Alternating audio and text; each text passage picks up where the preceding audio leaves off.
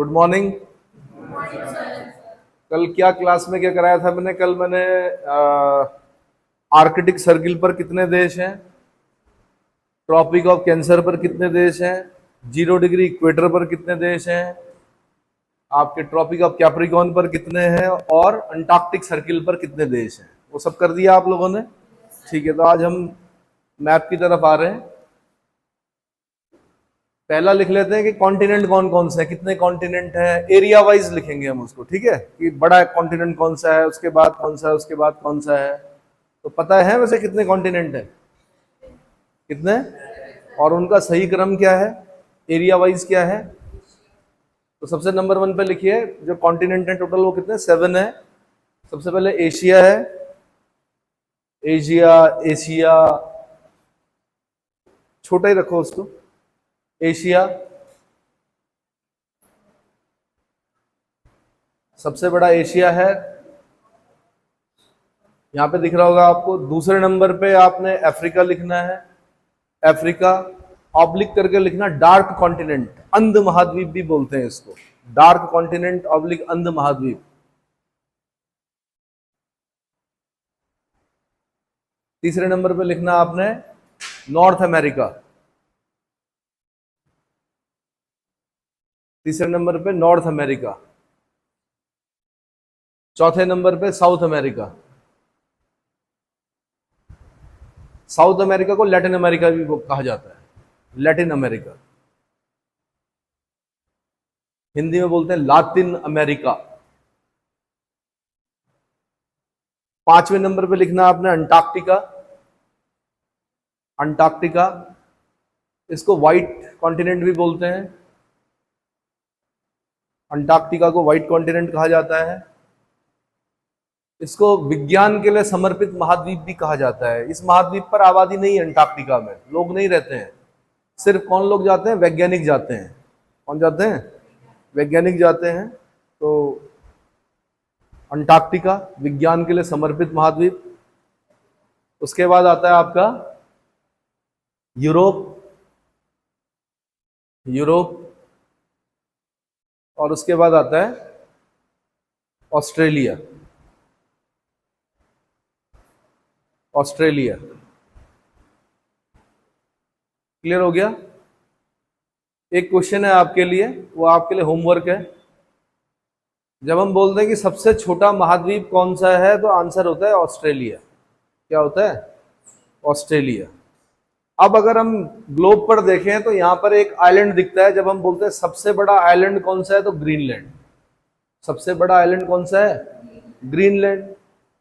लेकिन जब हम ग्रीनलैंड को एरिया निकालते हैं तो वो ऑस्ट्रेलिया से बड़ा है। किससे बड़ा है, तो ऑस्ट्रेलिया को हम कॉन्टिनेंट क्यों बोल रहे हैं और ग्रीनलैंड को हम आइलैंड क्यों बोल रहे हैं। ग्रीनलैंड को हमने कॉन्टिनेंट की श्रेणी में क्यों नहीं रखा, ये आपके लिए होमवर्क है। आपने ढूंढ के बताना मुझे कि भाई जब इतने सारे कॉन्टिनेंट हम पढ़ रहे थे तो एरिया वाइज तो ग्रीनलैंड बड़ा है, तो ग्रीनलैंड को 7वें नंबर पे आना चाहिए था। लेकिन हमने क्या किया, ऑस्ट्रेलिया को 7वें नंबर पे रखा, और जबकि ग्रीनलैंड को हमने बोला सबसे बड़ा आइलैंड है। ठीक है, ऐसे ही इसको छोटा करें, जब तक मैं ना बोलूं कृपया बड़ा ना करें उसे। उसके बाद महासागरों की बात करते हैं। तो महासागरों में क्या है, सबसे बड़ा महासागर कौन सा है, पैसिफिक ओशियन है।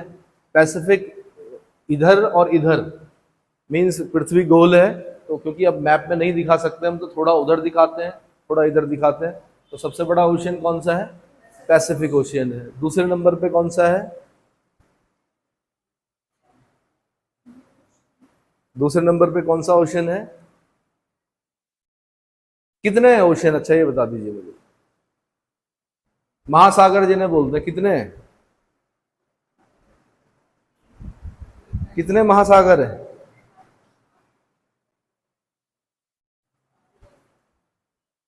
ठीक है, मैंने बोल दिया एक पैसिफिक ओशियन है, एक अटलांटिक ओशियन है, एक इंडियन ओशियन है। क्या इसके अलावा भी कोई ओशियन है, हा? एक सदर्न ओशियन भी है, एक आर्कटिक ओशियन भी है। ठीक है, इसका क्रम ढूंढें। वैसे तो सबसे बड़ा पैसिफिक हो गया, दूसरे नंबर पे क्या हो गया, अटलांटिक हो गया, तीसरे नंबर पे इंडियन ओशन हो गया, चौथे नंबर पे कौन है और पांचवें नंबर पे कौन है? यानी आर्कटिक ओशन का जो नंबर आता है वो चौथा है या पांचवा है?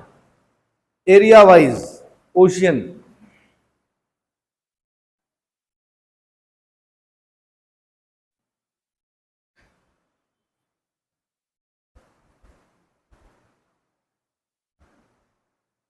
हो गया?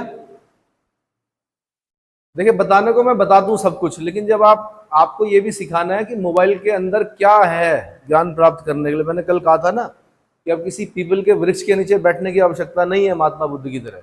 आप मोबाइल लेके बैठिए, उसका सही यूज कीजिए, आपको इतना ज्ञान प्राप्त हो जाएगा आप सोच भी नहीं सकते। दूसरे नंबर पे अटलांटिक ओशियन है। अटलांटिक ओशियन को अंध महासागर भी कहा जाता है। क्या कहा जाता है? तीसरे नंबर पे इंडियन ओशियन है, चौथे नंबर पे सदर्न ओशियन है, पांचवें नंबर पे आर्कटिक ओशियन। ठीक है, इन्हीं ओशियंस के आगे डीपेस्ट पॉइंट लिखिए इनके। जैसे पैसिफिक ओशियन है, इसका डीपेस्ट पॉइंट जो होगा वो क्या होगा? Challenger deep, Mariana trench near Philippines. जब आप फिलीपींस के बगल में यहां इधर देखिए, इधर ये दिख रहा है। एटलस देखने का जो तरीका होता है वो ये होता है, दरअसल ये एटलस जो ये है ना, ये हमें दिखाई दे रहा है, ये सैटेलाइट से ली गई तस्वीरें हैं। जब सैटेलाइट ने चित्र भेजा तो अब जैसे महासागर में जितना डार्क दिखेगा आपको, समझ लो वहां पे उतना गहरा है। जैसे यहाँ पे दिख रहा होगा बहुत डार्क दिख रहा है, तो 11 किलोमीटर गहरा है यहाँ पर लगभग। कितना?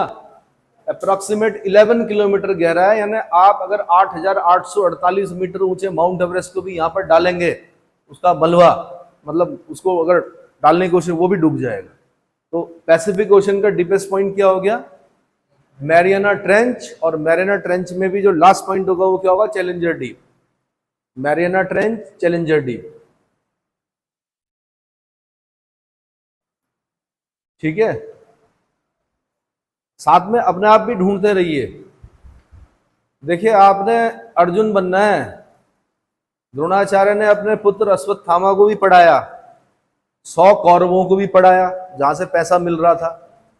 पैसा तो कौरवों के पापा दे रहे थे ना भाई। जो धन, जो उस गुरुकुल की जो क्या पालन पोषण हो रहा था, वो किसके धन से हो रहा था?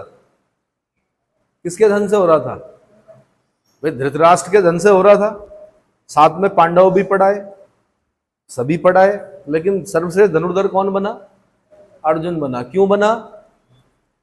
क्योंकि वो सिर्फ अपनी गुरु की शिक्षाओं से संतुष्ट नहीं रहा। गुरुजी ने तो दिन में पढ़ाया, उसने रात को भी अभ्यास किया। किस चीज का? किस चीज का? धनुर्विद्या का। रात को भी धनुष चलाता था। कहा जाता है कि उसने अपनी निंद्रा पर विजय प्राप्त कर ली थी, इसीलिए उसका एक नाम क्या है? गुड़ाकेश। क्या नाम है? दूसरा, उसने कहा कि दाहिने हाथ अगर मेरा जख्मी हो गया, तो दाहिना हाथ अगर घायल हो गया, तो उसने बाएं हाथ से भी क्या किया? तीर चलाना सीखा। इसलिए उसका एक नाम सव्यसाची भी है, एम्बीडेक्स्ट्रस। एम्बीडेक्स्ट्रस मतलब जो अपने दोनों हाथों का प्रयोग कर सकता हो। ठीक है, तो आपने भी क्या करना है कि मोबाइल पे चेक करते रहना है। जैसे मैं जो जो चीजें मैं बता रहा हूं, जैसे मैंने मैरियाना ट्रेंच बता दिया, चैलेंजर डीप बता दिया, पैसिफिक ओशियन में नियर फिलीपींस। अब नियर फिलीपींस तो मैप के हिसाब से वैसे तो कई 100 किलोमीटर दूर हो गए, बट क्योंकि फिलीपींस के नजदीक दिख रहा मुझे, इसलिए मैं बोल रहा हूँ नियर फिलीपींस। इतना क्लियर हो गया? दूसरा, अटलांटिक ओशन का डीपेस्ट पॉइंट जो है वो है प्योर्टो रिको ट्रेंच। क्या है? प्योर्टो रिको ट्रेंच। प्योर्टो रिको इधर पड़ेगा कहीं पर, यहां पर इस तरफ कहीं। देखो, प्योर्टो रिको ट्रेंच, प्योर्टो रिको ट्रेंच।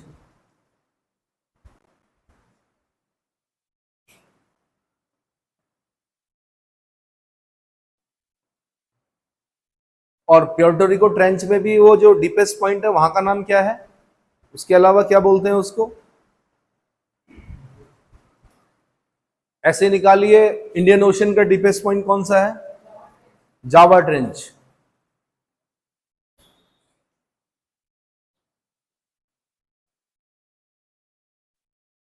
ये दरअसल इंडोनेशिया में जो आइलैंड पड़े होंगे आपने, इंडोनेशिया के बहुत आइलैंड, बहुत सारे आइलैंड हैं, लेकिन जो मुख्य आइलैंड है उनके नाम है जावा, सुमात्रा, बोर्नियो, सेलिबीज, इरियन जाया, है ना, बाली, ये सब किसके किसके आइलैंड है? इंडोनेशिया के आइलैंड है। तो ये पढ़ेंगे हम आगे चलकर, ठीक है।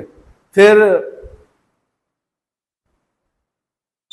सदर्न ओशियन का डीपेस्ट पॉइंट मुझे नहीं लगता कि जल्दी मिल पाएगा। मिला है? हाँ, फैक्टोरियन डीप कर दीजिए उसे। और आर्कटिक ओशियन का?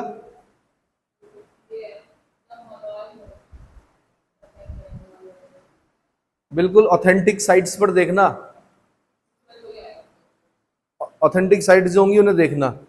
दरअसल इनके डीपेस्ट पॉइंट मैंने कभी पेपर में देखे नहीं है, हो सकता है आने वाले समय में पूछ ले, क्योंकि आर्कटिक ओशियन आने वाले समय में जो, क्योंकि ऊर्जा के जो भंडार हैं वो कहाँ मिल रहे हैं? आपके आर्कटिक ओशियन में मिल रहे हैं। आर्कटिक ओशियन को आज तक ऐसे ही समझते थे हम, कुछ नहीं है, लेकिन आज वहां पर गैस भी मिल रहा है, जो प्राकृतिक गैस है, और बहुत संसाधन मतलब रिच है, बस उसको निकालना कठिन हो रहा है। कारण क्या है? टेम्परेचर माइनस में है ना। ऐसे ही जैसे आपने कॉन्टिनेंट पढ़े थे, जैसे आपने सबसे पहले एशिया पढ़ा, दूसरे नंबर पे अफ्रीका पढ़ा, तीसरे नंबर पे आपने क्या पढ़ा? नॉर्थ अमेरिका पढ़ा, चौथे नंबर पे साउथ अमेरिका, पांचवें नंबर पे यूरोप, सातवें नंबर पे आपने ऑस्ट्रेलिया पढ़ा। इनके हाईएस्ट पॉइंट भी अगर आप निकाल दो तो अच्छा होगा। जैसे आपने महासागरों में डीपेस्ट पॉइंट ढूंढे हैं, जमीन पर भी जितना ज्यादा डार्क कलर होगा समझ लो उतनी ऊंचाई है वहां पर। जो पहाड़ होंगे उनको कैसे दिखाया गया होगा? यार हिमालय पे तो बर्फ, जो सैटेलाइट से जब चित्र खींचा गया तो बर्फ की वजह से वहां पे डार्क नहीं दिखाता है, लेकिन जहां जहां पर बहुत डार्क कलर होगा समझ लो वहां पे उतनी ऊंचाई है, हाइट है। तो ऐसे ही एशिया का जो हाईएस्ट पॉइंट है वो क्या है? आपका माउंट एवरेस्ट, ठीक है, 8,848 मीटर हाइट है। नेपाल में इसको सागर माथा कहते हैं। क्या कहते हैं? सागर माथा कहते हैं। और ये यंगेस्ट फोल्डेड माउंटेन है। क्या है? यंगेस्ट फोल्डेड माउंटेन है, यानी वलित पर्वत, सबसे ऊंचा वलित पर्वत है कौन? हिमालय। युवा मतलब अभी निर्माण चल ही रहा है। आप तो उत्तराखंड में हो, आपको तो पता ही होगा, आप सिस्मिक जोन 4 और 5 पर निवास करते हो। कभी भी भूकंप आ सकता है, रिक्टर स्केल पर 8 का 9 का। कारण क्या है? प्लेट अपनी गति क्या है? बनाए हुए हैं। जब भी लॉक टूटेंगे, ऊर्जा मुक्त होगी तो एक बड़ा भूकंप आएगा। और आप तो ऋषिकेश के वासी हैं, है ना, सबसे ज्यादा खतरा आप ही लोगों को है। कारण ये है कि ऊपर टिहरी डैम है, जिसमें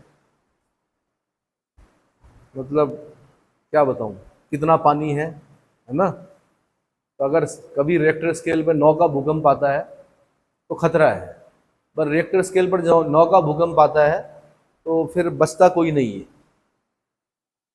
रिएक्टर स्केल पे 9 का भूकंप आता है तो क्या, बहुत कम लोग बचते हैं। 1803 में आया था, बद्रीनाथ केंद्र था। उत्तराखंड की 75% जनसंख्या मर चुकी थी, खत्म हो गई थी। सिर्फ 25% जनसंख्या क्या हुई थी? बची थी। और वही समय था जब नेपाल के गुरखाओं ने क्या किया? आक्रमण किया नेपालियों ने। अमर सिंह थापा सेनापति था, है ना। ये है। चलो, तो हाईएस्ट पॉइंट क्या है आपका? Mount Everest. कहां पर है? नेपाल में है। कहां पर है? अब एक बार पूछा गया था, बहुत पहले पूछा गया था कि माउंट एवरेस्ट को, आपको पता ही है, शेरपा तेंजिंग और कौन? शेरपा का नाम पहले ले रहा हूं मैं, एडमंड हिलेरी का नाम बाद में ले रहा हूं, क्योंकि शेरपा पहले गए थे। उस समय अखबारों की सुर्खियां थी कि पहला पैर किसका पड़ा, शेरपा का पड़ा या एडमंड हिलेरी का पड़ा। अब क्या होता है कि जो खर्चा करता है ना उसका नाम आता है हमेशा। जो पुल बनाएंगे वो अनिवार्य पीछे रह जाएंगे, नाम होगा राम का, बाकी बंदर कहलाएंगे। ठीक है, तो क्या हुआ? एडमंड हिलेरी का नाम आया, लेकिन नेपाल में बड़ा बवाल हो गया कि भाई पहले एडमंड हिलेरी का पैर पड़ा माउंट एवरेस्ट के ऊपर या किसका पड़ा? शेरपा तेंजिंग का पड़ा, नॉर्गे तेंजिंग। तो सही बताऊं तो जो निकल के आया था उस समय तो शेरपा का पहले पड़ा था। शेरपा शेरपा है, बड़े पूजनीय होते हैं नेपाल में, है ना। तो एक बार क्वेश्चन आया कि जो ये अभियान दल था इसका नेता कौन था, नेतृत्व कौन कर रहा था? वो नहीं पहुंच पाया ऊपर एवरेस्ट तक, बट किसकी लीडरशिप में जा रहा था ये अभियान? एक बार क्वेश्चन पूछा गया, ये जो आपके एडमंड हिलेरी थे ये किस देश के थे? एक बार डेट पूछी गई कि एवरेस्ट को फतेह कब किया गया। ये 3 क्वेश्चन ढूंढ के बताइए मुझे जल्दी।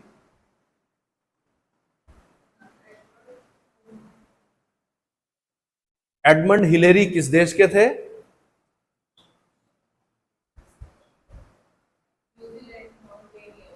हाँ, न्यूजीलैंड के थे। न्यूजीलैंड, न्यूजीलैंड, आज हम उसे न्यूजीलैंड बोलते हैं, बट उसका नाम है न्यूजीलैंड। ठीक है, किसने खोजा था उसको?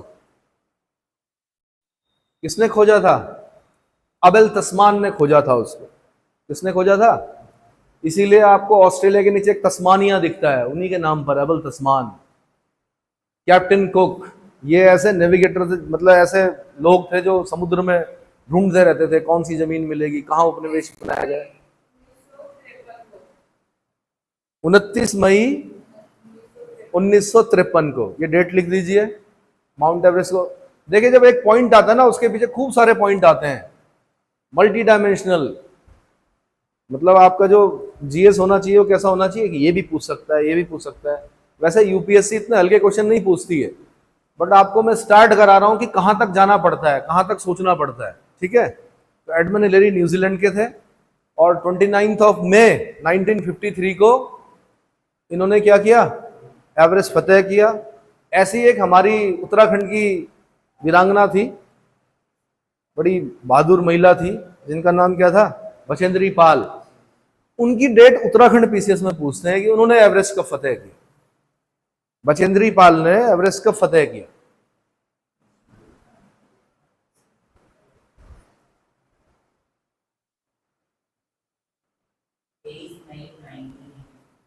तेईस मई 19।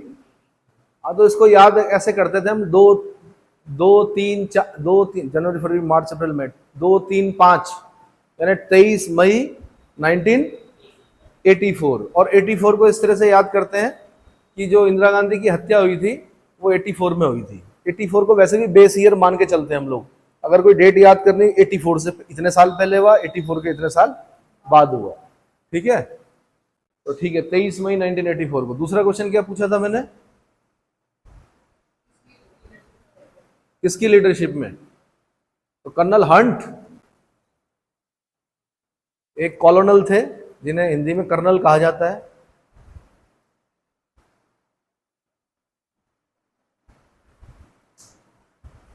ढूंढो भाई, मोबाइल का प्रयोग करो, जिस तरह चैटिंग करते हो, जिस तरह उस पर सक्रिय रहते हो। किस पर? किस पर? अरे क्या क्या होते हैं वो, फेसबुक, व्हाट्सएप और इंस्टाग्राम, ट्विटर और स्नैपचैट। हाँ, जॉन हंट, कर्नल हंट थे इस अभियान दल के नेता। ठीक है, तो ये तो एशिया की हाईएस्ट, ज्यादा बताऊंगा मैं दिक्कत हो जाएगी, फिर बोलूंगा मैं कि हिमालय का फॉर्मेशन कैसे हुआ। अगर आप यंगेस्ट फोल्डेड माउंटेन बोल रहे हैं, तो गोंडवाना लैंड और अंगारा लैंड, या यूरेशियन प्लेट और गोंडवाना प्लेट दोनों क्या हुई? टकराई, बीच में टेथिस सी था, पानी इधर हो गया, फोल्ड पड़ा। ठीक है, फिर मैं पूछूंगा कि भाई हिमालय के 3 पार्ट होते हैं, एक ग्रेटर हिमालय होता है, एक मिडिल हिमालय होता है, एक शिवालिक रेंज होता है। तो ग्रेटर हिमालय किस युग में बना? मिडिल हिमालय किस युग में बना? शिवालिक किस में बना? है ना? क्या शिवालिक फोल्ड है कि नहीं है, या ग्रेटर हिमालय और मिडिल हिमालय का क्या है? सेडिमेंटेशन है। तो बहुत सारे क्वेश्चन पूछे जा सकते हैं, बट अभी नहीं। दूसरा हाईएस्ट पीक है आपकी नॉर्थ अमेरिका की, कहां? तो सॉरी, अफ्रीका की। अफ्रीका की हाईएस्ट पीक, सारा डेजर्ट है बच्चे। किलिमंजारो। नॉर्थ ईस्ट तंजानिया में एक वॉल्केनो पड़ता है जिसका नाम है किलिमंजारो। अफ्रीका में 54 कंट्रीज है, कितने? 54 देश हैं। उसमें से एक तंजानिया देश है जिसकी कैपिटल कहां है? दोदोमा। तंजानिया की दो माँ है क्या? देखना, दोदोमा है। तो नॉर्थ ईस्ट तंजानिया में एक वॉल्केनो पड़ता है जिसका नाम है किलिमंजारो। तो यूपीएससी देखो कैसे क्वेश्चन पूछती है। यूपीएससी ने कहा कि 0 डिग्री इक्वेटर के आसपास अफ्रीका का वो कौन सा क्षेत्र है जहां पर हिमपात होता है? हिमपात मतलब जो बर्फ से ढका होता है। तो भाई 0 डिग्री इक्वेटर के पास बर्फ नहीं पड़ती है जल्दी से, लेकिन अगर हाइट हो, क्या हो? हाइट हो, तो फिर बर्फ पड़ सकती है। तो किलिमंजारो का जो क्या है, ऊपर वाला जो भाग है वो हिमाच्छादित रहता है। हिमाच्छादित मतलब बर्फ से ढका रहता है। ठीक है। दूसरा, जो किलिमंजारो है, इसका मुंह बड़ा चौड़ा है ऐसे करके, ये वाला जो पार्ट है। तो वॉल्केनो तो बहुत सारे हैं, लगभग 500 से लेके 550 एक्टिव वॉल्केनो है। और वैसे अगर डोरमेंट और एक्सटिंक्ट की बात करें तो पता नहीं कितने वॉल्केनो है ना। लेकिन सबसे चौड़े मुंह वाला जो सबसे चौड़ा वॉल्केनो है वो कौन सा है? यही है। और जो वॉल्केनो होते हैं उन्हें safety valve of the earth कहा जाता है। क्या कहा जाता है? वही प्रेशर कुकर में देखा होगा आपने, एक सेफ्टी वॉल्व लगा होता है। माना सीटी खराब हो गई या सीटी ब्लॉक हो गई तो तब क्या होगा? सेफ्टी वॉल्व से वो क्या होगा? पूरा प्रेशर निकलेगा। अगर ऐसा नहीं होगा तो हैंड ग्रेनेड से ज्यादा खतरनाक होता है क्या? Pressure cooker. हैंड ग्रेनेड से उतनी क्षति नहीं होगी जितनी की प्रेशर कुकर से होती है। तो अगर आपके हाथ में मैं हैंड ग्रेनेड दूं तो आप डर जाते हो कि एकदम अरे हैंड ग्रेनेड है, लेकिन प्रेशर कुकर तो आप रोज ही यूज कर रहे हो, उससे नहीं डर लगता है क्योंकि उसमें सेफ्टी वॉल्व है। ऐसी अर्थ का जो सेफ्टी वॉल्व है वो क्या है? क्या है?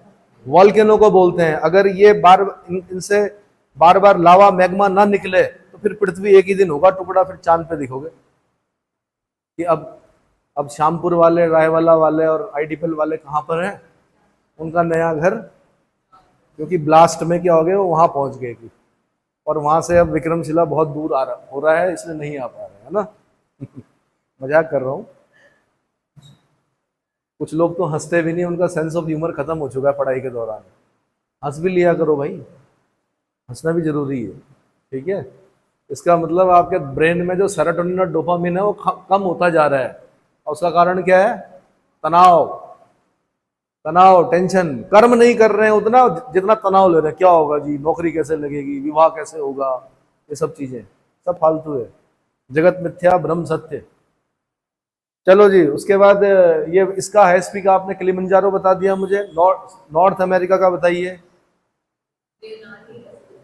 जो समझदार बच्चे हैं वो पहले ही देख रहे हैं, जो थोड़ा कम समझदार बच्चे हैं वो बाद में देख रहे हैं।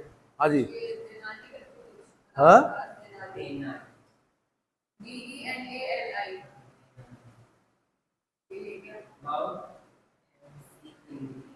Mount McKinley, mount McKinley, also called mount McKinley. किसको बोलते हैं? नॉर्थ अमेरिका की जो हाईएस्ट पीक है, आपकी अलास्का में पड़ता है माउंट मैकिनले। अलास्का में पड़ता है माउंट मैकिनले। ये अलास्का वाला पार्ट है, ये दिख रहा है, ये दिख रहा है अलास्का। दरअसल अमेरिका में 50 राज्य हैं। कितने? 50 राज्य हैं। इसीलिए अमेरिका के झंडे को स्टार एंड स्ट्रिप्स कहा जाता है, क्योंकि उसमें 50 तारे बने हुए हैं और 13 क्या बनी हुई हैं? स्ट्रिप्स बनी हुई है, मतलब पट्टियां। वो 13 पट्टियां क्या डिनोट करती हैं? जब ब्रिटेन ने अमेरिका पर क्या किया, अपना उपनिवेश बनाया, तो उसने यहाँ के 13 राज्य बनाए उसने, यहाँ कोने के। जो प्रारंभिक राज्य हैं अमेरिका में वो कितने? 13 स्टेट्स। 13 स्टेट से बढ़ते बढ़ते बढ़ते बढ़ते आज यूएसए यहां तक पहुंच गया। तो 48 स्टेट यूएसए के अंदर हैं, 2 स्टेट उसके बाहर हैं। एक अलास्का है और एक आपका यहाँ पे होगा हवाईन आइलैंड, जिसकी कैपिटल होनोलुलु है, ठीक है। अलास्का उसने रशिया से खरीदा कुछ लाख डॉलर में। तो हम बोलते हैं 49th state of USA is Alaska and 50th state is Hawaiian island. Honolulu capital है उसकी, ठीक है। बल्कि यहाँ पे एक वॉल्केनो भी है, मोना की। अब ये आगे बता दूंगा, खैर फिलहाल आगे बढ़ो। ऐसे साउथ अमेरिका की हाईएस्ट पीक अकांकागुआ। अकांकागुआ स्पेलिंग अपने मोबाइल पे देखते रहें। जो आपकी साउथ अमेरिका है इसकी हाईएस्ट पीक, अरे भाई इसे सही करो, साउथ अमेरिका की हाईएस्ट पीक अकांकागुआ। और किस पर है? एंडीज माउंटेन रेंज पर है। किस पर है? दरअसल विश्व की सबसे लंबी पर्वत श्रृंखला, सबसे लंबी माउंटेन रेंज कौन सी है? एंडीज। दिख रही है? इससे लंबी कोई पर्वत श्रृंखला नहीं है, एंडीज, उसी पर है अकांकागुआ। नहीं, अभी पूरे अलग अलग करने हैं हमने, मैपिंग जो होगी। अकांकागुआ हो गया, हाईएस्ट पीक हो गई। और इसको खाली इतना लिखना, अर्जेंटीना और चिली की बॉर्डर पर है शायद, ये है ना, अर्जेंटीना और चिली की बॉर्डर पर है अकांकागुआ। उसके बाद आपका अंटार्कटिका, अंटार्कटिका की हाईएस्ट पीक है mount विंसेफ।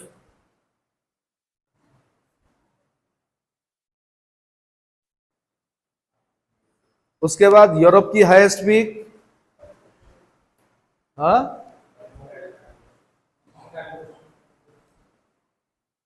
Mount Elbrus, mount Elbrus. अभी उत्तराखंड का एक लड़का गया है, उसने माउंट एल्ब्रुस को फतेह किया है, उसका वीडियो देख रहा था मैं। पता करना उत्तराखंड पीसीएस में या उत्तराखंड समूह गांव में इस तरह क्वेश्चन आ सकते हैं कि अभी हाल ही में उत्तराखंड के किसी युवक ने माउंट एल्ब्रुस को। ऐसी ऑस्ट्रेलिया की हाईएस्ट पीक माउंट कॉस्ग्यूस्कू, माउंट कॉस्ग्यूस्कू। ये माउंट कॉस्ग्यूस्कू दरअसल जो माउंटेन रेंज है यहाँ पर कौन सी है, ग्रेट डिवाइडिंग रेंज। कौन सी है, great dividing range. Great dividing range ही है ऑस्ट्रेलिया में। बाईं तरफ जो ये माउंट ये दिख रहा है यहाँ पर, है ना।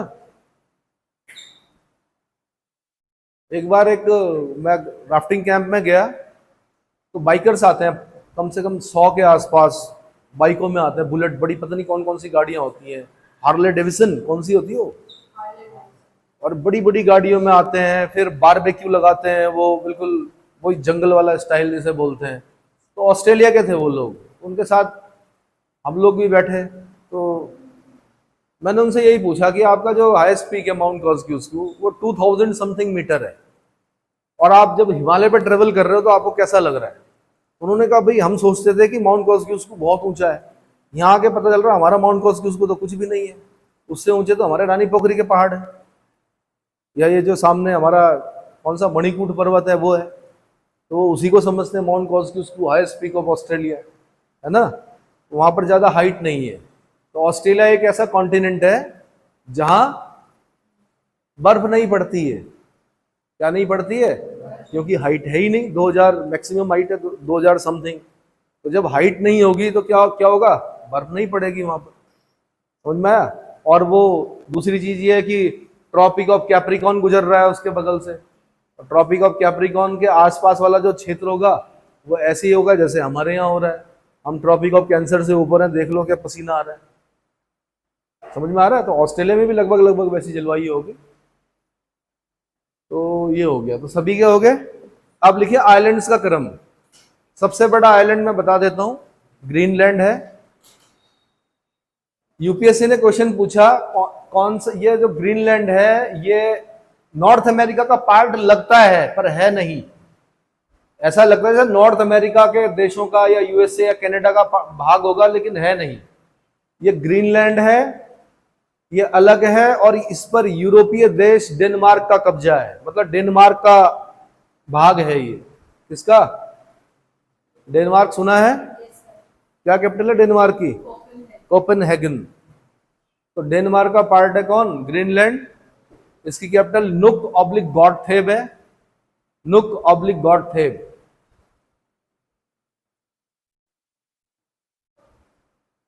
ठीक है। होमवर्क, पूरी बर्फ ही बर्फ है, पूरा चित्र में भी दिखाई दे रहा व्हाइट, लेकिन नाम ग्रीनलैंड।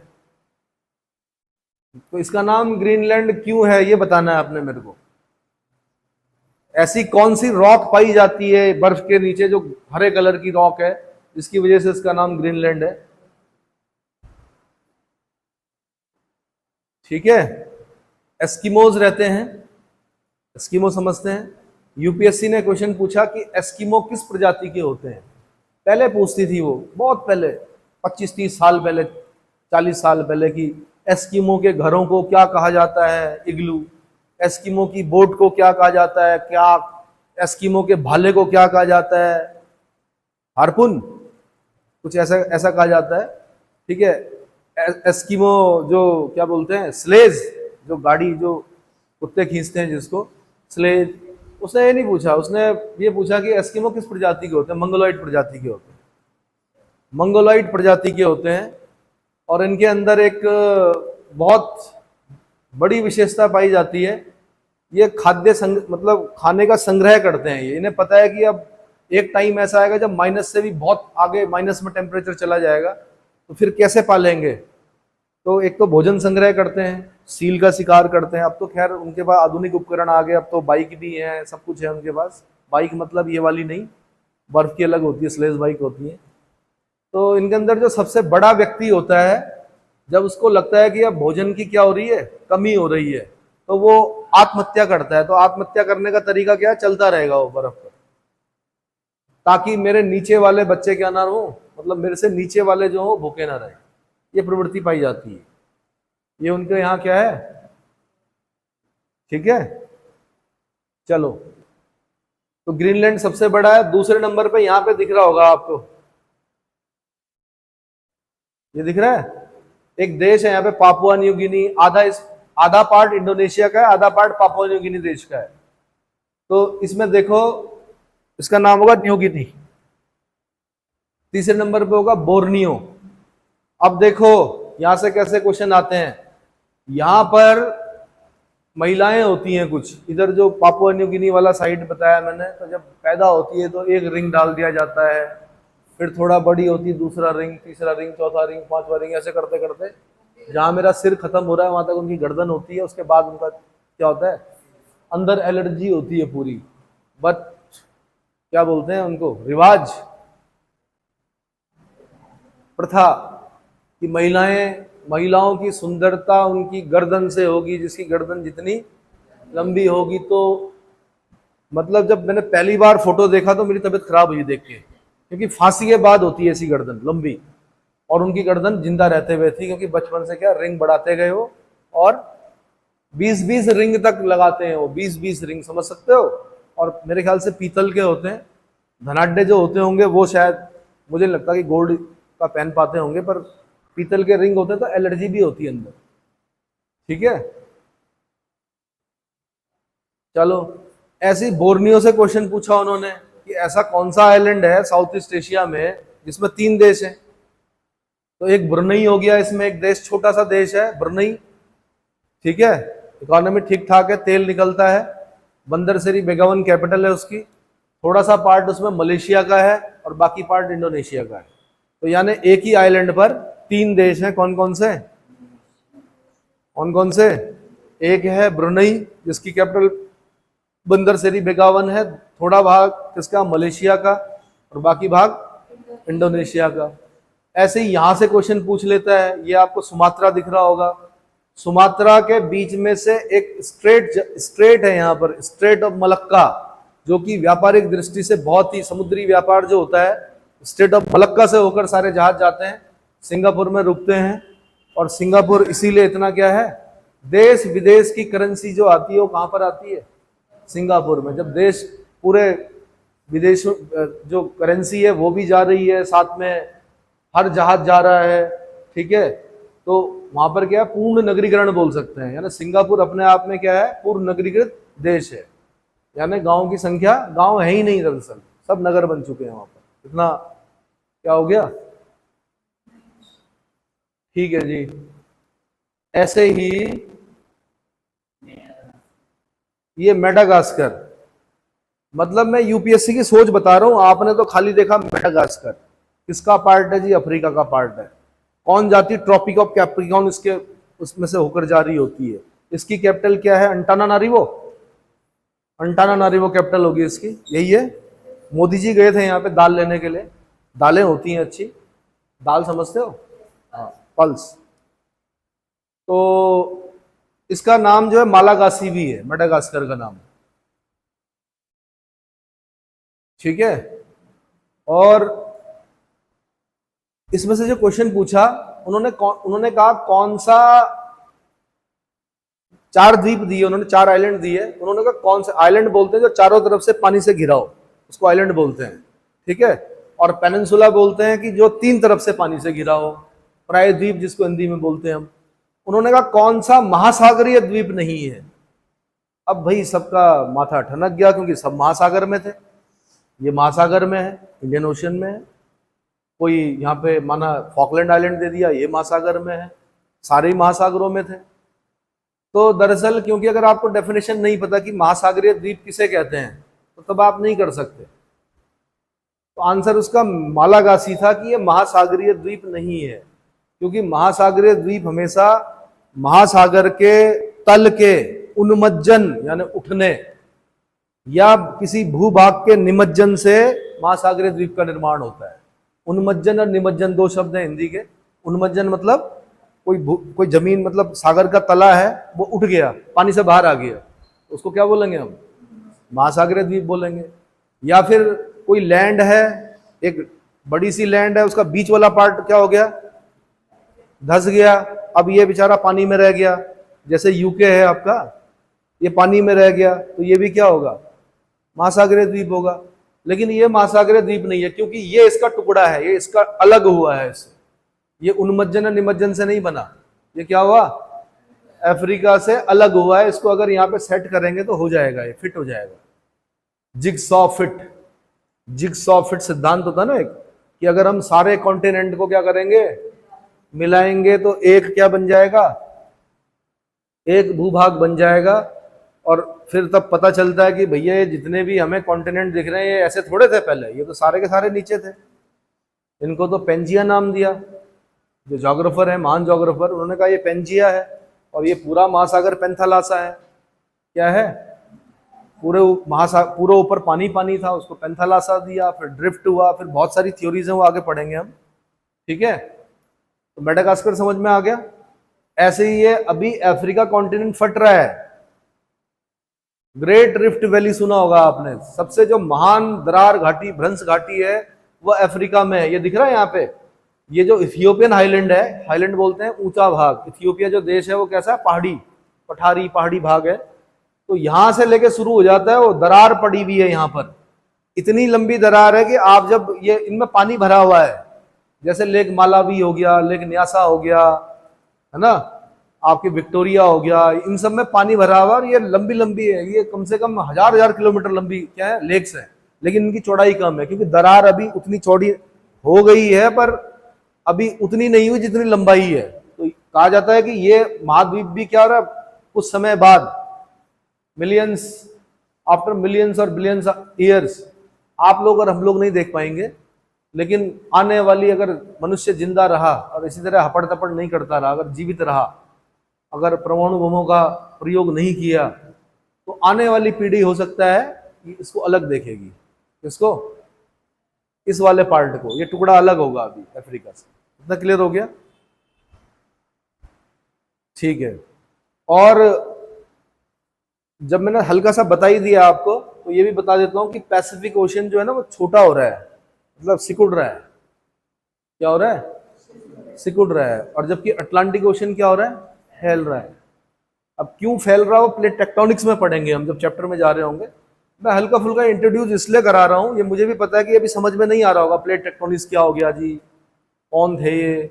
अभी तो इतना ही काफी है कि प्लेट टेक्टोनिक्स का सिद्धांत जो है हैरी हैस, अगर हैरी हैस भी याद रहा तो काफी है। इतना धीरे धीरे ज्ञान बढ़ता रहेगा, और एक टाइम ऐसा आएगा जब आपके सिर के पीछे क्या होगा? क्या होगा? क्या बोलते हैं उसको? हालो। हाँ, जैसे महात्मा बुद्ध के पीछे, तो ज्ञान जब प्राप्त हो जाता है तो एक बल्ब जलता है कि सिर के पीछे, और एक प्रकाश होता है। ऐसा थ्योरेटिकली नहीं होता, लेकिन मतलब एक ऐसी वाइब्रेशंस होती हैं जो ज्ञानी व्यक्ति होगा ना, उसके साथ जब आप बैठेंगे तो शुरू में आपको लगेगा कुछ नहीं है, लेकिन धीरे धीरे जब वो बोलना शुरू करेगा तब आपकी समझ में आएगा ये क्या है। इंटेलेक्चुअल प्रॉपर्टी बोलते हैं इसको। क्या बोलते हैं? बौद्धिक संपदा यहाँ रहती है, अंदर दिखती नहीं है। चलो, तो चौथे नंबर पे क्या बोला आपने? मेडागास्कर। पांचवें नंबर पे क्या कहा आपने? बैफिन। दरअसल बैफिन यहाँ पड़ता है आपका, ये इधर कनाडा का पार्ट है, बैफिन आइलैंड। अगला, ये ध्यान रखना, कनाडा के 4 आइलैंड बड़े इंपॉर्टेंट हैं। एक आपका विक्टोरिया आइलैंड बड़ा इंपॉर्टेंट है। वहां पर विक्टोरिया नाम की जो भी चीज जहां पर होगी वो इंपॉर्टेंट होगी। नहीं, मैं बता रहा हूं, जैसे बैफिन आइलैंड, एलिस मेरे आइलैंड, एलिजाबेथ आइलैंड और विक्टोरिया आइलैंड, ये 4 आइलैंड बड़े इंपॉर्टेंट हैं। दरअसल क्या करता है, कभी कभी वो ABCD करके लिख के देता है, ABCD, फिर पूछेगा आपसे कि इनके नाम बताओ। बहुत पहले यूपीएससी पूछ चुका, कनाडा के ऊपर के आइलैंड के नाम पूछे उसने। तो एक का नाम बैफिन था, एक का नाम आपका विक्टोरिया था, एक का नाम क्वीन एलिजाबेथ आइलैंड था, और एक का नाम एलिस मेयर आइलैंड था। क्या नाम था? Alice mayor island. क्लियर हो गया? ठीक है। अब मैंने कहा विक्टोरिया नाम की जो भी चीज होगी, जैसे अब भी बताया मैंने कि विक्टोरिया लेक अफ्रीका में, ये दिख रहा है, तो ये इंपॉर्टेंट है। विक्टोरिया लेक अफ्रीका में है, विक्टोरिया फॉल अफ्रीका में है, विक्टोरिया आइलैंड कनाडा में है, विक्टोरिया यहां पर एक कैपिटल होगी किसी की, किसकी है कैपिटल? विक्टोरिया। यहां पे एक आइलैंड होगा, देखो तो, विक्टोरिया किसकी कैपिटल है? किस देश की कैपिटल है?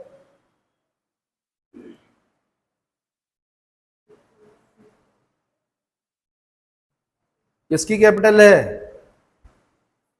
सेचेल्स की। और सेचेल्स 54 देशों में अफ्रीका के सबसे छोटा देश है, और उसकी राजधानी कहाँ है? विक्टोरिया। और ये क्या डिनोट कर रहा है? ये ब्रिटिश एम्पायर को डिनोट कर रहा है कि कहां तक फैला था ब्रिटिश एम्पायर। मतलब अगर हम इंग्लिश बोल रहे हैं तो उसका कारण ये है कि क्या हम पर अंग्रेजों ने कभी शासन किया था। ठीक है। अंडमान निकोबार के जो जारवा और सेंटली जनजातियां हैं वो इंग्लिश नहीं बोलती हैं। स्टोन एज से लेकर आज तक अंडमान निकोबार में वो जनजातियां और जातियां आज तक सरवाइव किए हुए हैं। उनको पोलियो के टीके नहीं लगते, उनको क्या बोलते हैं, ये अभी क्या आई थी बीमारी, कोविड-19 के वैक्सीनेशन नहीं हुआ।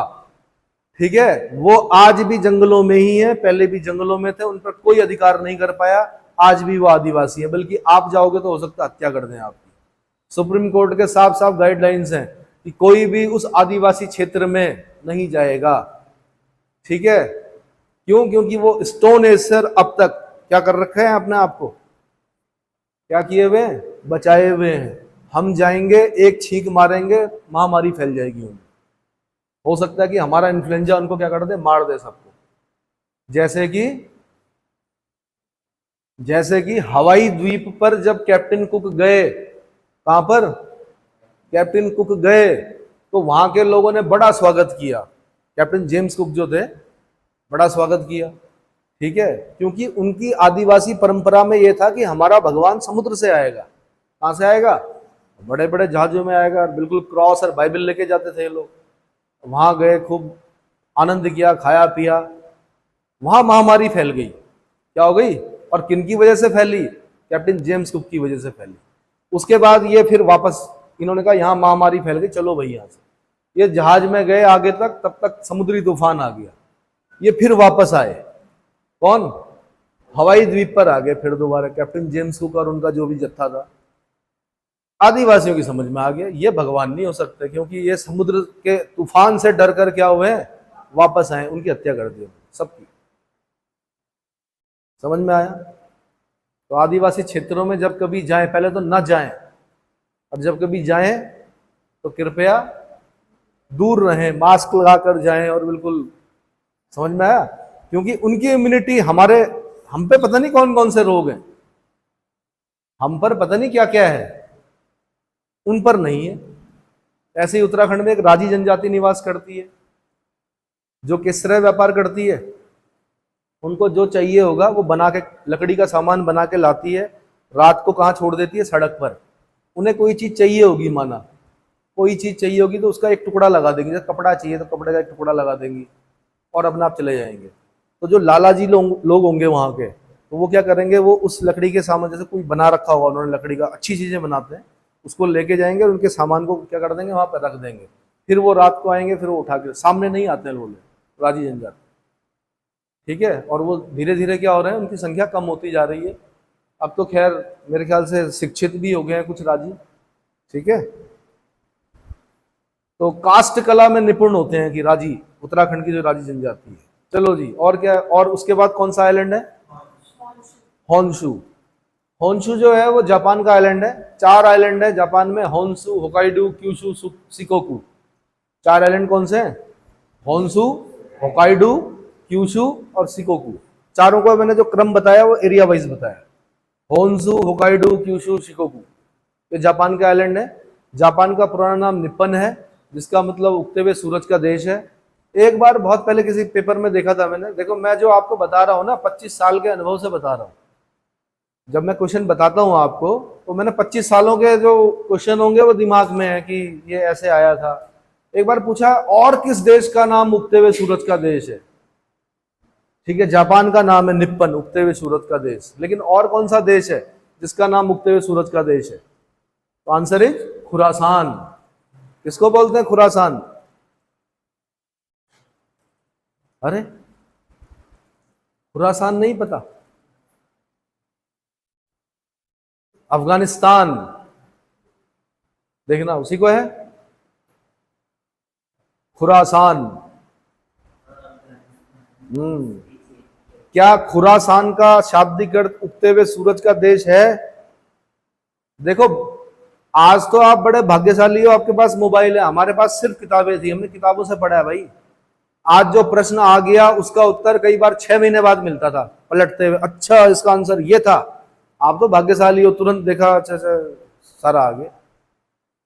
और तब भी अगर आप यूपीएससी नहीं क्रैक कर पा रहे हो तो गलती आप लोगों के अंदर ही है, मतलब कमी जो है वो आप लोगों के अंदर है। इतने संसाधनों के साथ, इतने दिव्यास्त्रों के साथ अगर आप युद्ध नहीं जीत पा रहे हो तो कमी किसके अंदर है? ये दिव्यास्त्र तो हैं, ये जो आप मोबाइल मोबाइल और क्या बोलते हैं उसे, कल आप बता रही थी क्या? हाँ, टैबलेट जो हो गया, और क्या क्या होता है। और दुनिया भर का ज्ञान बिखरा पड़ा है किसमें? मोबाइल पर। ठीक है, कुछ लोग ऑनलाइन स्टडी करते हैं, अच्छी चीज है, करना चाहिए। आप लोगों को भी बोलता हूँ कि ऑनलाइन भी देखते रहिए, खाली मेरे शिक्षाओं से वो मत रहिए, क्या संतुष्ट मत रहिए, ऑनलाइन भी देखिए। जो ऑथेंटिक साइट्स हैं उनको देखिए, नहीं तो कई बवाली लोग भी हैं, पता नहीं क्या क्या बोलते रहते हैं, ज्ञान कम और बातें ज्यादा करते हैं, वो नहीं देखनी है, काम की चीजें देखनी खाली। लेकिन क्या होता है कि फिजिकल अपीयरेंस होती है, मतलब जैसे मैं हूं, आप हैं, सामने बैठे हुए हैं, तो एक डर होता है। अगर मैंने बोल दिया कि पढ़ना है तो पढ़ना है, क्योंकि इसके बाद 3 घंटे की क्लास के बाद जब आप बैठेंगे तो फिर मैं कभी भी आपसे पूछ सकता हूँ, हाँ भाई कितना हुआ? आपने कहा जी इतना हुआ, तो मैं यही बोलूंगा इतना ही हुआ। अब आप घर में बैठे हुए ऑनलाइन पढ़ रहे हो, कोई बोलने वाला ही नहीं है। या तो खुद प्रेशर क्रिएट करना सीखो अपने ऊपर, या तो खुद अनुशासित हो आप इतना कि आज इतने पेज पढ़ने ही पढ़ने, आज 50 पेज तो करने ही करने हैं किसी भी हाल में, आज 500 क्वेश्चंस तो करने ही करने हैं मुझे, क्या सिर्फ सॉल्व नहीं करने हैं, उनके आंसर ही पता होने चाहिए। ठीक है, चलो अगला आइलैंड कौन सा है? Victoria island is a part of Canada. ठीक है, और ग्रेट ब्रिटेन आपको पता ही है यूके का पार्ट है। यूके दरअसल 4 पार्ट हैं यूके के, ये पता है? एक ब्रिटेन है, इंग्लैंड जिसको बोलते हैं, एक आप इंग्लैंड, दूसरा स्कॉटलैंड, तीसरा वेल्स और चौथा नॉर्दर्न आयरलैंड। इन 4 को मिलाकर क्या बोलते हैं? यूके बोलते हैं, यूनाइटेड किंगडम। किसको मिलाकर बोलते हैं? एक आपका इंग्लैंड हो गया, एक आपका स्कॉटलैंड हो गया, एक इंग्लैंड के बगल में बाईं तरफ वेल्स हो गया, और एक आयरलैंड पर कभी कब्जा किया था अंग्रेजों ने, ये पता है? तो उसका एक पार्ट है उनके पास आज तक है, जिसको नॉर्दर्न आयरलैंड बोलते हैं। इन 4 को मिलाकर बोलते हैं यूके। और ग्रेट ब्रिटेन अगर आप बोलेंगे, नॉर्दर्न आयरलैंड को हटा दीजिए, 3 को शायद ग्रेट ब्रिटेन बोलते हैं। ठीक है, और आपने सुना होगा कि हमारे जो क्रांतिकारी थे उन्होंने आपने सुना होगा कि भगत सिंह, सुखदेव, राजगुरु, सैंडर्स की हत्या करते हैं। वो क्यों करते हैं?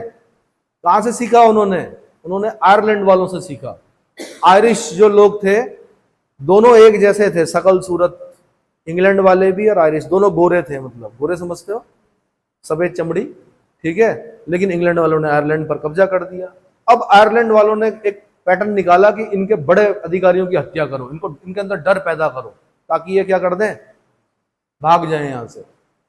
ठीक है, उसी चीज को हमारे जो क्रांतिकारी हैं उन्होंने आयरलैंड से प्रभावित होकर ही क्या किया था, ये सब कुछ जो हत्याएं की थी, पता है ना? प्लेग कमिश्नर रैंड की हत्या कर दी, सैंडर्स की हत्या कर दी, है ना, किंग्सफोर्ड की हत्या कर दी। तो हत्याओं का एक सिलसिला आया, एक समय आया जब हम इतिहास में पढ़ते हैं कि किंग्सफोर्ड की हत्या कर दी, है ना, और हमने ऐसा भी सुना कि डिग्री लेते हुए एक बालिका, बंगाल की एक बालिका ने क्या कर दी, हत्या कर दी गवर्नर की। कौन थी वो? इनका नाम याद मत रखना, मलाइका अरोड़ा का नाम याद रखना। और कौन कौन है? और कौन कौन है? तारिकाएं कौन कौन है इस समय? तारक और तारिकाएं बोलते हैं। तारक मतलब स्टार और तारिकाएं मतलब स्टार ही गलत है आप लोगों के। अब भाई अगर वो मलाइका अरोड़ा जी नाराज हो जाएंगी, माना यूट्यूब पे चला गया, वो बुरी नहीं है, बट मैं ये बोल रहा हूं कि इन इन जो हमारे देश को स्वतंत्र कराया जिन लोगों ने, उनका नाम भी याद रखिए। बीना दास का नाम देखिए, बीना दास ढूंढिए। मास्टर दा का नाम याद रखिए, सूर्य सेन का नाम, सूर्य सेन के साथ के ही लोग थे, उन्हीं से प्रभावित हुए थे। चटगांव, चिटगांव एक जगह पड़ती, बांग्लादेश में चली गई अब तो। चटगांव आर्मरी रेड, शस्त्रागार लूट की उन्होंने, छोटे छोटे बच्चे थे उनके साथ। शस्त्र तो लूट लिए, लेकिन क्या नहीं थे? गोलियां नहीं थी। अंग्रेज बड़े चालाक थे, शस्त्र कहीं रखते थे, गोलियां 100 किलोमीटर दूर रखते थे। शस्त्र लूट लिए, गोलियां थी नहीं, क्या करते? और मशीन गन से फायर किया गया, कई बच्चे मर गए उसमें, सूर्य सेन के साथ शहीद हो गए। मर गए नहीं बोलेंगे, शहीद हो गए। ठीक है, तो देश की आजादी में बहुत सारे लोगों ने कुर्बानी दी है, उनमें महिलाएं भी थी हमारी। ठीक है, बालिकाएं, महिलाएं भी क्या बोलेंगे, बालिकाएं थी, पढ़ ही रही थी। बीना दास ने किया था, किसकी हत्या की थी? स्टैनली जैक्सन, जैक्सन की हत्या कर दी थी। चलो, उसके बाद कौन सा आइलैंड है? एलिस मेरे आइलैंड, वो भी आपका कनाडा का ही पार्ट है। अगला 10 हो गए। ऐसे ही अगर देशों का क्रम बोलूं मैं कि बड़ा देश कौन, छोटा देश कौन, और फिर एक क्यूरियोसिटी भी होती है कि भैया हमारा देश कौन से नंबर पे, तो हम 7वें नंबर के हैं। कौन से नंबर के हैं? 7वें नंबर के। तो जैसे सबसे बड़ा देश कौन सा? रूस, रशिया है, रूस है। सबसे बड़ा देश कौन सा है? रूस है। इतना बड़ा है कि यहां से लेके यहां तक यानी थोड़ा भाग, मतलब अधिकतर भाग उसका एशिया में है, और बाकी भाग उसका थोड़ा एक पार्ट यूरोप में है। बल्कि रूस की जो राजधानी मॉस्को है वो यूरोप में पड़ती है, मस्कोवा नदी के तट पर है। ठीक है, यहाँ पे एक यूराल माउंटेन रेंज है, कैस्पियन सी है। ये एशिया को किससे अलग करता है? यूरोप से अलग करता है। क्वेश्चन बनता है कई बार कि एशिया को यूरोप से अलग करने वाली पर्वत श्रृंखला कौन सी है? Answer Ural mountain range. Ural भी बोलते हैं हम लोग, यूराल बोलते हैं। हम हिंदी माध्यम को ज्यादा क्या करते हैं? हिंदी, हिंदू, हिंदुस्तान है। गाय, बेटी, चोटी और भाषा की रक्षा करनी है। चलो, तो यूराल माउंटेन रेंज है, नीचे कैस्पियन सी भी क्या करता है, एक तरह से बाउंड्री बनाता है किसके? यूरोप और एशिया के बीच में। ठीक है, तो इतना चौड़ा देश है, तो भाई यहाँ पे एक जगह पे रात हो रही होती है, एक जगह पे दिन हो रहा होता है, सुबह हो रही होती है। तो आपने एक क्वेश्चन फिर होमवर्क, कितने टाइम जोन है रशिया में? क्योंकि एक टाइम जोन पर यह देश नहीं चल सकता। एक जगह रात हो रही, अब वो अगर ऐसे बोले इधर वाला कि दिन के 12 बज रहे हैं, तो भाई वहां तो अंधेरा हो रखा रात को। कितने टाइम जोन है? टाइम जोन समझते हो? पूरे अर्थ पर, पूरी पृथ्वी पर 24, मतलब 15 डिग्री के हिसाब से अगर हम करें, एक एक घंटे का वो करें, तो लगभग 24 भागों में हम क्या कर सकते हैं? टाइम जोन बना सकते हैं। लेकिन आपने मुझे बताना कि रशिया ने कितने टाइम जोन बना रखे हैं? 11 बना रखे हैं। गुड। सबसे ज्यादा टाइम जोन वाला देश यही है क्या? सबसे ज्यादा टाइम जोन वाला देश यही है? यही होगा, सबसे चौड़ा देश है। तो रशिया के बाद अगर दूसरा आता है कनाडा, उसमें कितने टाइम जोन है? कनाडा में देखिए कितने टाइम जोन है। ये भी बहुत चौड़ा देश है, इधर से इधर शुरू हो गया, 6 टाइम जोन है। तीसरे नंबर पे एरिया वाइज देखिए किसको ले रहा है? चाइना को ले रहा है, नॉर्थ अमेरिका को ले रहा है, तो मतलब यूके को, यूएसए को ले रहा है। हम लोगों ने जो पढ़ा है 25 साल पहले, हम लोगों ने ऐसे पढ़ा है कि सबसे बड़ा रूस, दूसरे नंबर पे कनाडा, तीसरे नंबर पे चाइना, चौथे नंबर पे यूएसए, चौथे नंबर पे पढ़ा है हमने। लेकिन कुछ साइट्स बता रही हैं अब कि तीसरे नंबर पे यूएसए, चौथे नंबर पे चाइना। पर हम लोगों ने जो पढ़ा है वो तीसरे नंबर पे चाइना, चौथे नंबर पे यूएसए, पांचवें नंबर पे ब्राजील, छठे नंबर पे ऑस्ट्रेलिया, सातवें नंबर पे भारत। समझ में आया? तीसरे नंबर पे चाइना ही है। कुछ बच्चे बता रहे थे मुझे कि सर अब ऐसा ऐसा एरिया दिखा रहा है कि वो, तो हम लोगों ने तो यही पढ़ा भाई, तीसरे नंबर पे चाइना, चौथे नंबर पे यूएसए, पांचवें नंबर पे ब्राजील, छठे नंबर पे ऑस्ट्रेलिया, सातवें नंबर पे भारत। ठीक है, अब मुझे फिजिकल पॉलिटिकल मैप, अच्छा पॉलिटिकल ही है ये तो मिक्स ही है। थोड़ा मुझे रूस दिखा दो जरा बड़ा। हाँ पॉलिटिकल दिखा दीजिए। रशिया लिखिए, रशिया कैपिटल लिखिए।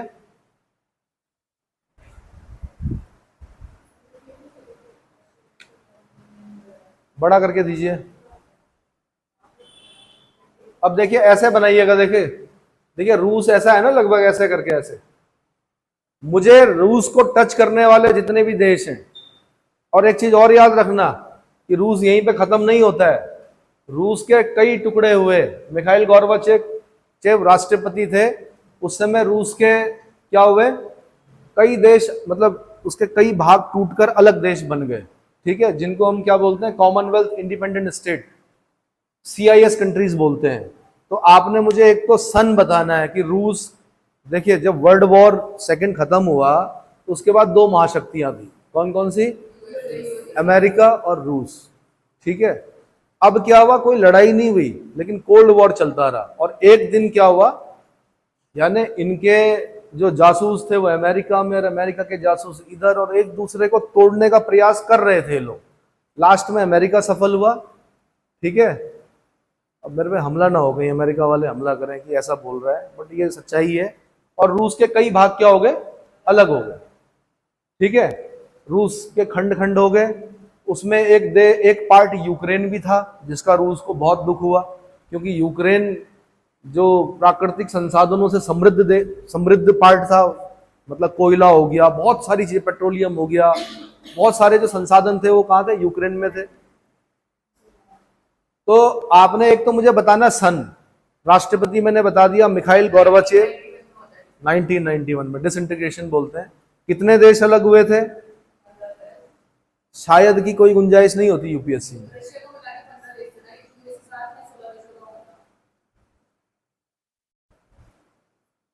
आप अपने पूर्व ज्ञान पर वो मत कीजिए, मुझे कंफर्म बताइए। ठीक है, कितने देश अलग हुए थे उस समय। अब नहीं पूछ रहा हूं मैं कि CIS कंट्रीज कितने हैं, मैं उस समय पूछ रहा हूं कितने टुकड़े हुए थे रूस के।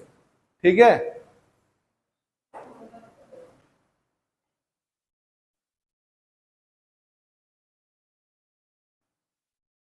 ठीक है,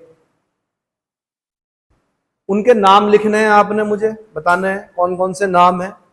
ठीक है, इसमें रूस से जो देश अलग हुए थे उसमें कौन कौन से देश थे ये बताना है। होमवर्क लिखते रहिए भाई। फिर आपने मुझे बताना है इनमें 15 देश थे। ठीक है, उनके नाम लिखने हैं आपने, राजधानियों के साथ लिखने हैं। किसके साथ, राजधानियों के साथ। और वहीं कहीं एक टीस थी रूस के अंदर। रूस के राष्ट्रपति कौन है वर्तमान में, व्लादिमीर पुतिन। उन्होंने क्या किया, पहले क्रीमिया को कैप्चर किया। यूक्रेन के नीचे एक पार्ट पड़ता है क्रीमिया, सुना होगा आपने। Lady with the lamp, Florence Nightingale का नाम सुना है। क्रीमिया युद्ध से संबंधित थी, जिसने नर्सिंग के पेशे को बड़ा सम्मानजनक बनाया था। उसी के बाद यूरोपियन ने सिस्टर बोलना शुरू किया। सिस्टर बोला जाता है किसको, नर्स को, जो सेवा, आप घायल हो और आपकी सेवा कर रही हैं तो आपकी क्या है, सिस्टर है वो। ठीक है, तो क्रीमिया पर कैप्चर किया किसने, रूस ने। पहले एक एक्सपेरिमेंट किया, क्रीमिया को कैप्चर कर दिया। इससे पूरा जो जगत है वो नाराज हो गया उससे। ठीक है, तो ग्रुप ऑफ 8, G8 का सदस्य था रूस, उसको G8 से बाहर कर दिया। कहा कि जैसे हुक्का पानी बंद नहीं करते हैं गांव में, जाओ तुम्हारा हुक्का पानी बंद, आज के बाद तुम्हारे साथ हम हुक्का नहीं पिएंगे। अच्छा होता है बुरा होता है, यार फेफड़ों के लिए तो अच्छा होगा हुक्का। अब हुक्का नहीं पिएगा वो आदमी, अकेले कैसे पिएगा, पहले बैठ के पीता था। चलो जो भी है, मजाक कर रहा हूं मैं। तो ऐसे ही उसका हुक्का पानी बंद हो गया रूस का, तो G7 बन गया वो। अब क्या बन गया? Group of 7। ठीक है, तो क्या करना है आपने कि G8 में कौन कौन से देश थे, अब रूस बाहर हो गया तो अब कौन कौन से देश रह गए।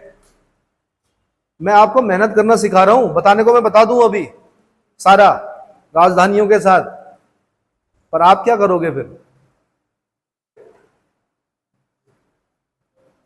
ठीक है,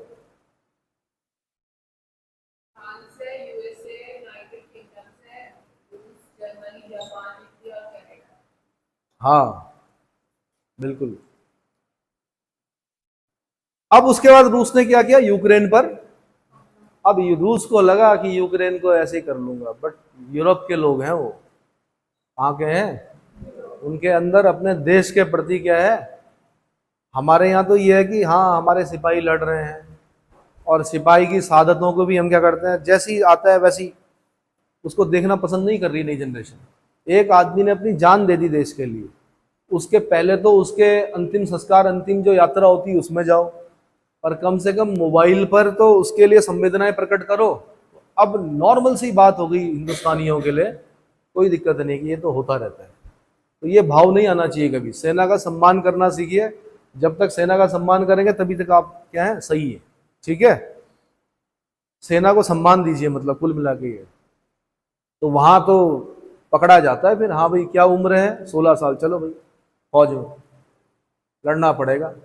महिलाएं, उनको सुरक्षित करना रखना है, बूढ़े जो लोग हैं, बच्चे जो हैं छोटे, उनको सुरक्षित रखना है, लेकिन जो पुरुष होंगे उनको लड़ना पड़ेगा। क्या करना पड़ेगा? देश की रक्षा के लिए हथियार उठाने पड़ेंगे। तो चल रहा है अभी वॉर, मेरे ख्याल से चल ही रहा है, खत्म नहीं हुआ अभी।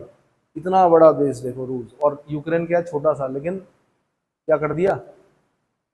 अब दूसरा काम क्या करना है आपने? रूस को स्पर्श करने वाले देश कौन कौन से हैं। तो अब जैसे क्या होता है, ऐसा लगता है कि नॉर्वे कर रहा है क्या, फिनलैंड कर रहा है क्या, स्वीडन कर रहा है क्या? स्वीडन नहीं कर रहा है। एक और क्वेश्चन याद आ गया मुझे, यूपीएससी कैसा क्वेश्चन पूछती है, देख लो इधर देखो। Norway, Sweden, Finland, Scandinavian countries कहा जाता है इन्हें। क्या कहा जाता है? स्कैंडिनेविया पर्वत है दरअसल, एक पूरी श्रृंखला है। और स्कैंडिनेवियन एक हलचल हुई थी, ओरोजेनेसिस, माउंटेन, मतलब ऐसी हलचलें हुई हैं धरती पर कि क्या पर्वतों के निर्माण हुए। तो इनको कहा जाता है स्कैंडिनेवियन कंट्रीज। क्या कहा जाता है? तो उसने क्या किया, एक बड़ा प्यारा सा सवाल पूछा। उसने कहा गल्फ ऑफ बोथनिया किन दो देशों के बीच में? क्या पूछा? गल्फ ऑफ बोथनिया किन दो देशों के बीच में है? तो ये है स्वीडन और फिनलैंड के बीच में। अब आपने मुझे बताना है कि यहां पर कौन कौन टच कर रहे हैं उसको। फिर आपका यहां पर कौन आएगा? लाटविया आएगा, लिथुआनिया आएगा, आएगा। तो जब आप लाटविया, लिथुआनिया, बेलारूस ये सब कर रहे होंगे, तो वहीं पे आपको एक बिल्कुल रूस के कलर का एक छोटा सा पार्ट दिखेगा, जिसका नाम होगा कैलिनिनग्राड, जो कि रूस का भाग है। देखो तो एटलस में दिख रहा है।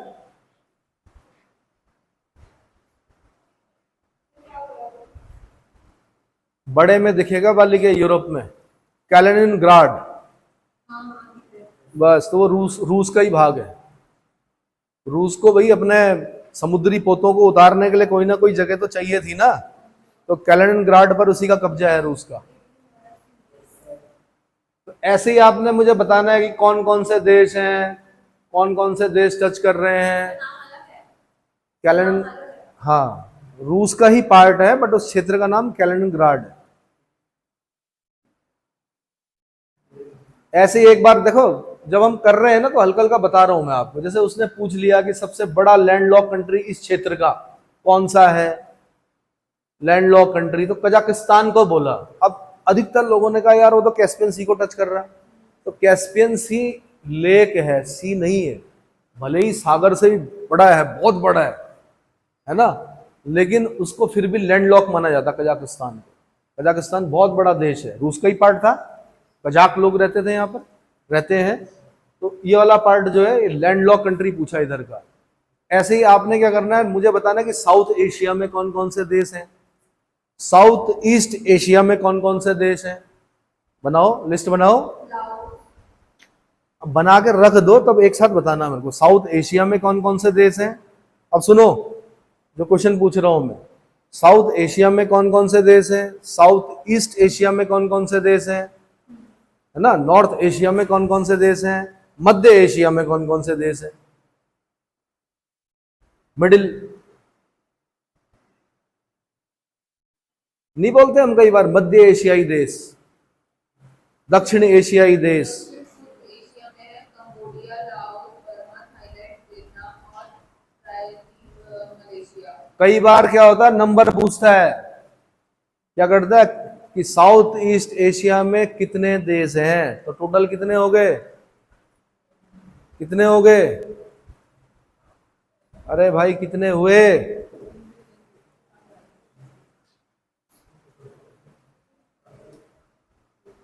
साउथ ईस्ट एशिया में कितने देश हुए?